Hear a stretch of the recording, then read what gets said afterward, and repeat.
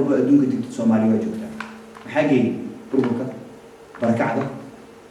يباهي ذوك وباهي دوي عيد والمسدي وقتها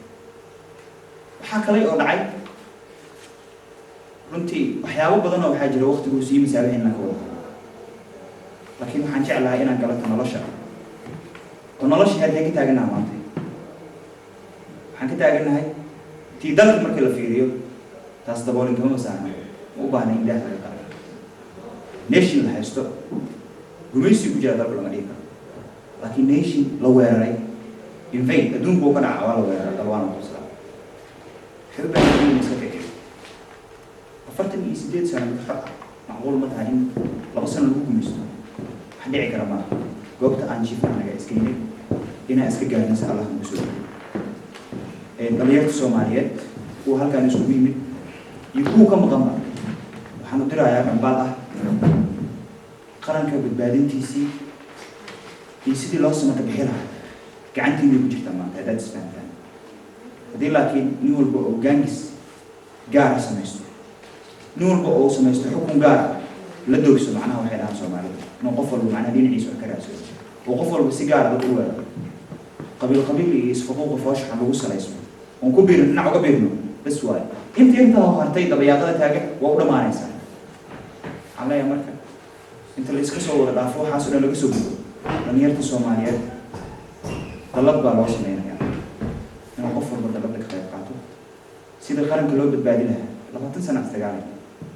لما تنكسر محاكرين لما تنسى محل عالي إن أنت يرتاح واحد بتبادل يتخميل قبيلة غير جدا معايا لسان ورنك هو شباب قصر قرن جدا هذا كان قبيل خديم مركب لما تنسى جالس لوسي إن ضدك وحفافينا يضلك تدومينا يقدم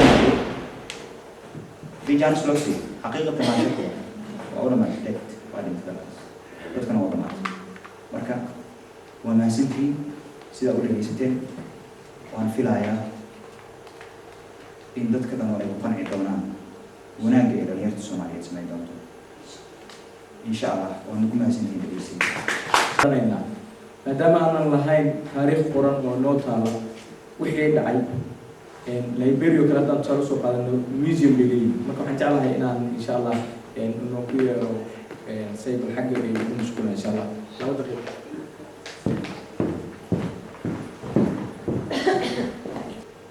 وبلونه وبلينه سيد لوه الله حب وحدة أو كبر جرينا يسا دلوقتي يقدر كذا على يحسود للشعبي بركة أنتي بيشوف. وحكسوا قادنا هنا وحي كبروا ضي حالي هذا ما كسوا قرابنا عبد الله قال كم أقول مقال له الجيسة وسبق الله سبحانه سديتن يتدبر سديتن سديتي أي دجال كل حمرين عندما يحكمون بحسبي مدتري كعان كي مدربا حسبي أنتو ذا كعان كسومالي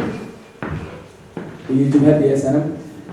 نسيب درد إلى على وحياة هاي دجال قاسوه إنتي سيب بدنا تسميه وعندما تكون نقطة سأر حد الرأي عندما الدولة تقول بريان ويبارك عليها شعب يكون راه مجال له بيسا وحكسوا قادرنا تصاليا أنت أسعد اللي يجي وركة نوهي كذا أما قف قرنا يسد معتي تذكر ياترين في كسر قارين أما هكذا وتو تي في هذا هو كذا وتو محلي هذا يعني تي في قاعد درس أو أما يونيفرسال أما وصل أما تي في هذا كذا أما إنترنت كهكذا أما نرى كذا وهكذا داوت تذكر نداوت دونا هي تهلك الجو وحنا عطنا إن هذا الحب نقص يسار أما أدوسه بلسان عد اللي عندي فكرة ما هو اللي أتلاصق إيجابي مركب حاجة كان مرة مرة سكر كاملة كوا ودمين إننا أنت كأدين مركب مركز واحد قول لي نقول أول واحد رسول الله يبيري وكلاته واحد موزيوم كي دنبيه اللي يقالوا وهذه قرب كمان تنقول قالوا ما يكون حلو ناس وكلاته بري سجل كان يجيلش كتب بيان أي أولاديان حد وقت أمور إنه قصور عايز خلالات كاس على المر لبعض مجتمع قصور مقولين حتى إنه عندهم دونا دجال كذا دجال بيكون يسجل بقول يسجل شيء يكوني مركي يكون بتحكمون بحس كذي ملتري كعن كذي ولا يعني حمري دجال وبياشي ترك كل دجال من إيه واستعماله مقعية قبائل وحياة من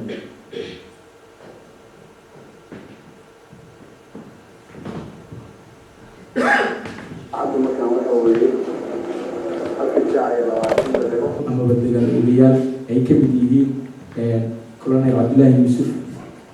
cali mahdi maxamed saciid xirsi morgan, shaati guduud, iyo shakhsiyaad fara badan oo runtii aan jeclahay inaad liiskooda aynu insha allah gurdu kusoo bandhigno hadduu ilaahay raalli ka noqdo. diiwaanka dambiyada dagaalka ee Soomaaliya, diiwaan .org oo ah runtii maxaa la yidhaahdaa goob ah maadaama aanay jirin dhaqaale iyo awood fara badan oo suuro gelinaysa inaanu helno museum aanu technically intaanu soo iibino meesha la dhigo, laakiin waxa kaliya aan awoodna waxay tahay inaanu sawirkeeda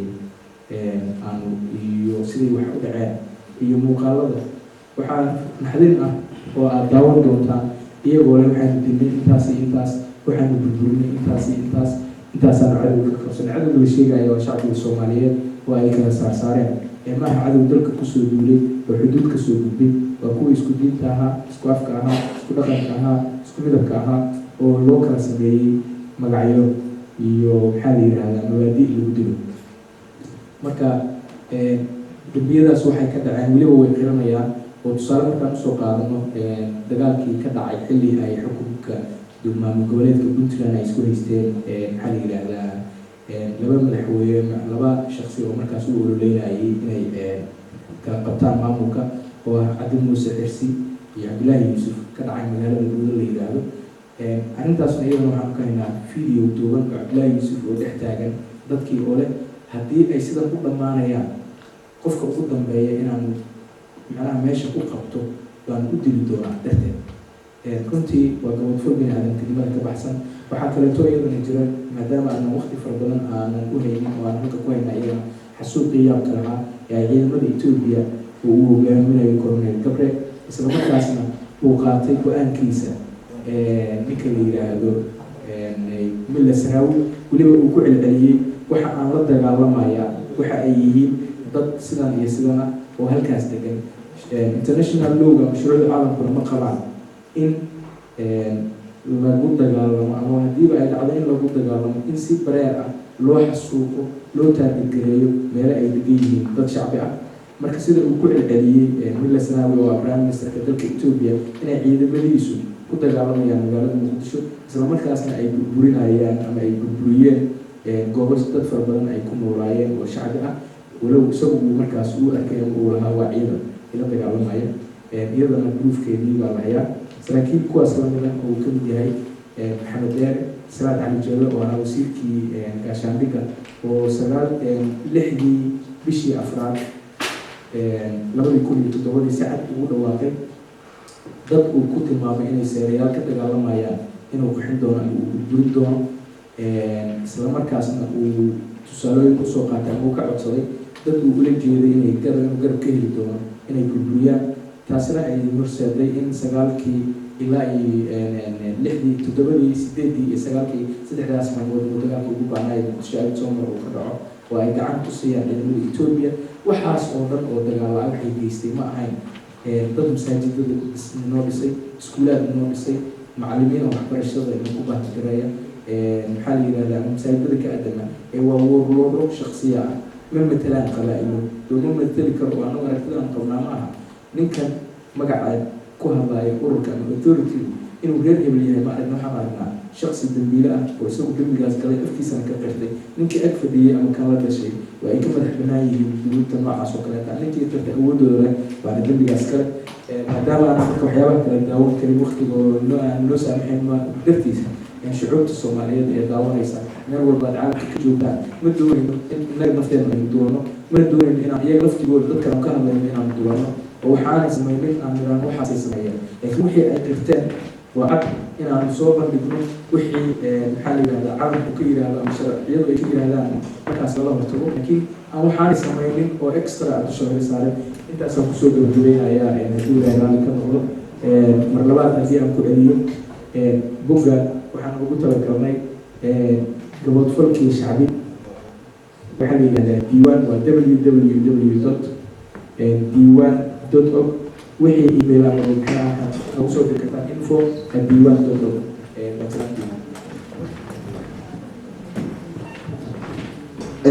runtii wax meesha ka jira waa maahan in la soo faago dhacdooyinkii xukumaha ee dhacay waxa waaye haddaan laga run sheegin wax walba oo dhacay lama helayo riyada dadka Soomaaliyeed looga baahan yahay oo ah in la samata bixiyo lana helo qarankii mar labaad la hanto marka qof walba islahayo qabiilkeygii oo laga sheegay ama adeerkay oo laga sheegay ama awowgay ma jiraan waxaas qaranka Soomaaliyeed dadka naxayso qof walba qalad ka galwaana qabto qof walba Soomaaliyeed waxa ku wajibo qaranka inuu badbaadiyo saasameeya hadda waxaan u yeelayaa علي بلال وديه دونا كلمة هدي الله هو والسلامتي دمانتي halkan caawa waxaa lagu soo bandhigay waxyaabo fara badan oo ajirado iyo fiidiyoyo iyo qoraallo badan baa inkastoo ay dee kalaba xumaayeen oo kuwii ADHkii ay dhifran ka ahaayeen wixii dambe ee sifar wada kala galay kuwii ADHkii dowlad bay ahayd markaa waqti joogay gobolada la duqeynayay oo halkaan arkaysay janaaradii iyo ciidamadii oo duqeynaya diyaaradii ka kacday hargeysa intay kacday dib u duqeyso magaalada ay fadhiyay oo wax yaab leh laakiin waxaas oo dhan oo wax dhacay taariikhdaana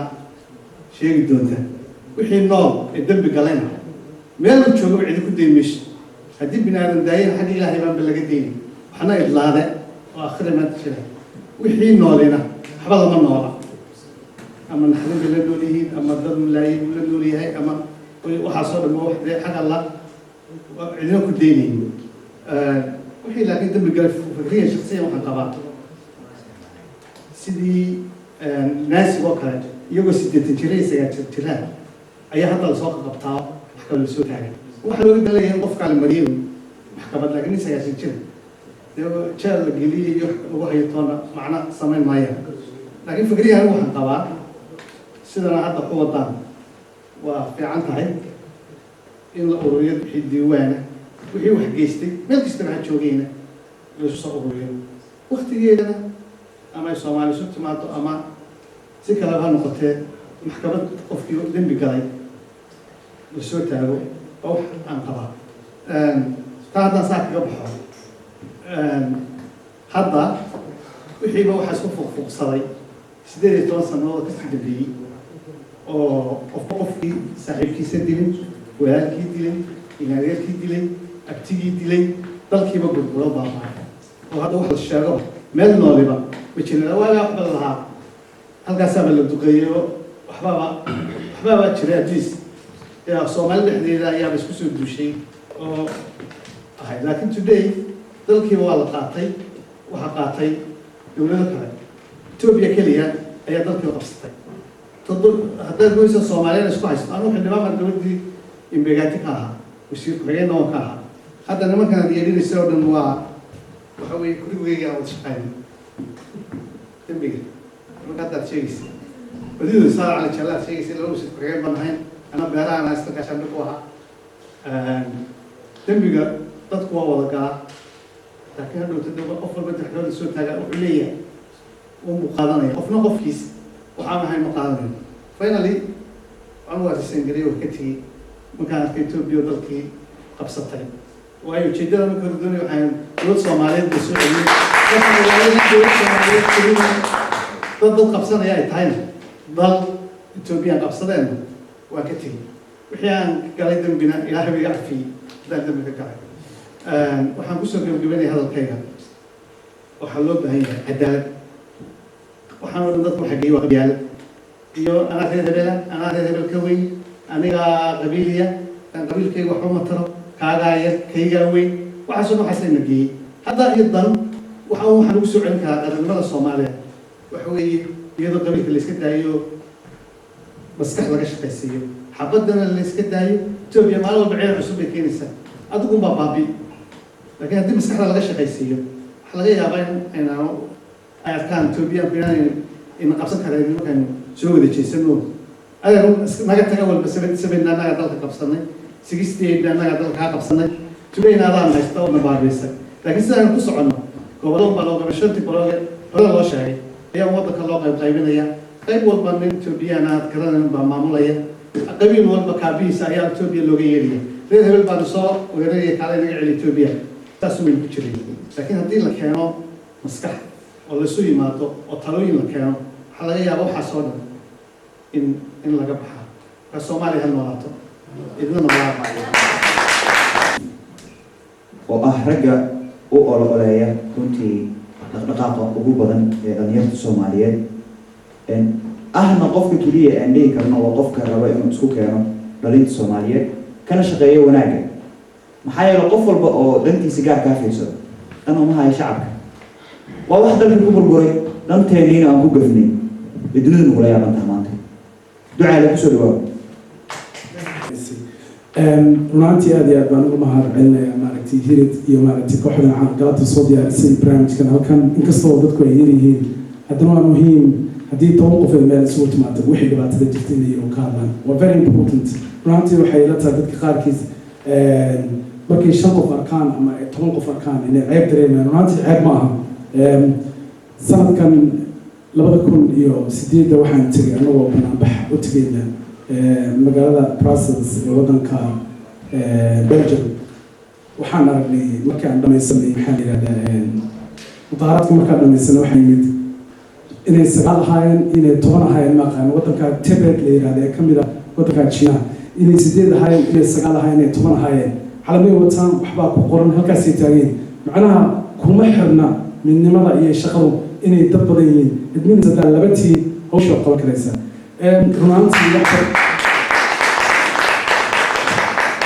runtii ajalada halkaan marka aan fiirsado runtii calool xumo ayay ugu abuureysaa laakiin waa wax adduunyada soo maray oo maaragtay xataa wadankan aan joogno ay soo mareen sidaad la socotaan wadanka Scotland waxaa la oran jiray waxaa ka jira wax la yidhaahdo ethnic cleansing oo maaragtay dad qaar khaas ayaa la baabi'in jiray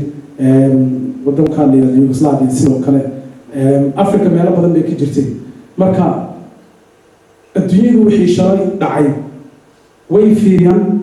way ka munaaqashoodaan dadkii dambiyada galana way soo qabtaan ayagoon u yeelinin ninkan waa walaalkay ninkan waa adeerkay ninkan waa qabiilkay لأن عدالة باش اللي له إله سبحانه وتعالى حجة أي قفك عادلك ما جعل منك قبيلك عرب القرآن الفيرية نين أو قبيلة أو الله يصل شيء على الأرك الدنيا لما شاء تطلب الفيرية نين قبيلة أقل من المكر مركا هذا إيرو القرآن كده سبحانه وتعالى يقول إن الله يحب المحسنين إله حجة عليه هذا أحسن السماء لكن ضبكنا رجع الصومالي خاصة دمر كاس ما شاء الله إلى آخر السير لا أنتوا الصومالي ما أنتوا يبابي لهيت وهدي أن دمر الصومالي ما تجوي ما أنتي واحد عليه بابا أنت كسي بدنا يجري دمر الصومالي ودمر ككلية الدول كمركي لويبو يبقى طلع أي صومالي أنا صومالي دولة مامية أنا الشعب مامية صارتها يبقى طلع واحد لو جيسنا وحكي لما وحي لا إله إلا الله محمد رسول الله سيد دراد أي بات نقول عليه وحبوا درجة الصوماليين إني ماشي كبحر مركا عم تبون نقول أنا بوينت عربي أنا قصة شيء عدالة اللي يرادو وشيء مهم وقفك بين عالم كلوبا هي قلب جيسة ما دام هو مسلم هاي إني قلب جيسة كجته إنه لولي يقفكم إنه سنة يقف معك زي اسكبوا عفاء وضد اسكدوا يجلوا اسكبوا جس إنه ساحب إنه ما يعمر يعني كاسو أبوه لأن حديث الرسول عليه الصلاة والسلام يقول المؤمن القوي خير من المؤمن الضعيف منك مؤمن كواضك وكيف يعني الرسول عليه الصلاة والسلام منك مؤمن كضعيف هذا هذا القصة بلن قبره يرتي ومؤمن ضعيفة وقبره ليه وريع فريسه بالمجال دي يسوي جو كله وريع فريسه ما هذه قرتي هو مؤمن ضعيف مركني إن هذا اللي كل يوم دونا حوالي ما تحاول بهنا رج Soomaaliyeed oo caadilina oo ilaahay ka baqay oo midnimo ay ku jirto oo garanay dadnimada waxay tahay annaga ma doonayno inaan duulinan iyo xaqdaradana ku noolaan Soomaaliya saxaad inaan kala qayb qabsanaano oo qolada meel loo jiido sida Ethiopia ay doonayso kala harwana ay sheego ninka maras wuxuu yiri shacabka Soomaaliyeed waa shacab qabiila in loo taliyo moogiyo isma tali kara marka maadaama ka midnahay rag Soomaaliyeed waxaan oran karaa my father generation has failed. So inshallah, we will not fail, inshallah. We will continue to work hard as we can. Inshallah, عروض الصومالية نلقى سجوبت إن ببادن إن نطلق السميز كخير قادم. لبعضنا أن كشكين إننا يعني أقادن إن ضدكم in qof lagu xumaynayo ama qof wax looga sheegayo haddiina inagu maanta caadiyin noqon oo reality-ga wuxuu yahay isaga sheekeeyo waxa weeyaan ma gaari karayno sida wadamadan ay gaareen dadka waxay horumar ku gaareen waxa weeye waa saddex waxyaalood waa cadaaladda sinaanta iyo bini aadanimada intiida maanta ma hayno ninka soomaaliga caadil ma aha bini aadani ma aha maxaa la yidhahdaa wadanina ma aha marka waxaan u baahannahay insha allah biidnillahi tacaala in ragga soomaaliya maanta meesha ay shacabkooda soomaalida ay geeyaan inay maaragta wax ka bedelaan tan kale etoobiya dan annaga nooma aha inay dalka soomaaliya joogto inay shacabka soomaaliya baabiiso oo ujeedin muqdisho oo wallahi billahi adduunku la yaabay habeenaan dhegaysana b b c da waxay dhaheen wax maraykanku 1993 qaban waayo baa rag soomaaliyeed oo wadaada oo suumiye qabteen maraykanka waxay ku noqotay yani wax foorxumaa bay ku noqotay marka taas waxay noqonaysaa yani haddaad 2006 aad fiirisid sida magaalada muqdisho ama soomaaliya ahayd iyo maanta nolosha aan ku jirno wallahi akhwaanna waa laba kala fog weyn marka ragga soomaaliyeed meel kastaba ha joogen ama ha joogen jabuuti ha joogen ama asmar ha joogen ama muqdisho ha joogen ama hargeysa ha joogen ama boosaaso ha joogen ama kismaayo ha joogen ama UK ha joogen ama all the world meesha joogaan ana waxaan leeyahay maalmaha inuu arag gooreen dhimanayna ma naqaan ana waxaan jeclaa inaan sharaf ku noolaado waddankeyga dib ugu noqdo dib aan sharaf ku noolaado meesha sharaf kuma haysto soomaali haddii la arko si lee dhaqmaayo wallahi waad yaalaysaa carruurta soomaaliinta dibadda laga kaxaystaa waxaa lagu ridaa maaragtay baalahan boliiska ay kaxaystaan deedna waxaa lagu ridaa maxaa la yidhahdaa xabsiyada hooyooyinka carruurtooda laga qaataa kuwa waxaa lagu haystaa maxaa la yidhahdaa xabsiyo kala duwana caalamka hadda waddankaa la yidhahda markay dadku tahriibka soo sameynaya wadamo badan ay tahriib soo sameynaya waxaa lagu leeyahay gabdhaha waxay ku dhaleen meelihii xabsiyadii ragga soomaaliyeed meelahaas iska fadhiyaan midna jaarka cunaa qabiil buu ka sheekeyna laba kale waxay isku haysataa siyaasadda ha la yidhaahdo oo yacni meel loo jeedo male marka waxaan garan la-ani weeraan watana ma jirto ulajeedada hoosada waxa weeye dalka soomaaliyeed aan ka qayb qaato waqtigeeda waan jooga ilaah caqli weydiisay subxaana watacaala in ufirna yurub waa ku noolaa reer galbeedku markay hadlaan danahooda ay ka hadlaan interestkooda ay ka hadlaan marka waa inaan ka qayb qaadano waa waajib weeye marka gabdhaha soomaaliyeed ilaah khayra siiyo meel kasta oo tagaba ayagaa maaragtay maanta danaha shacabka iyo dalkaba ka shaqeeya marka waxaan leeyahay kaalinta awadaan ha ka cajisinina ragga wax u sheegay idinkaa laydinga baaya maanta raggeena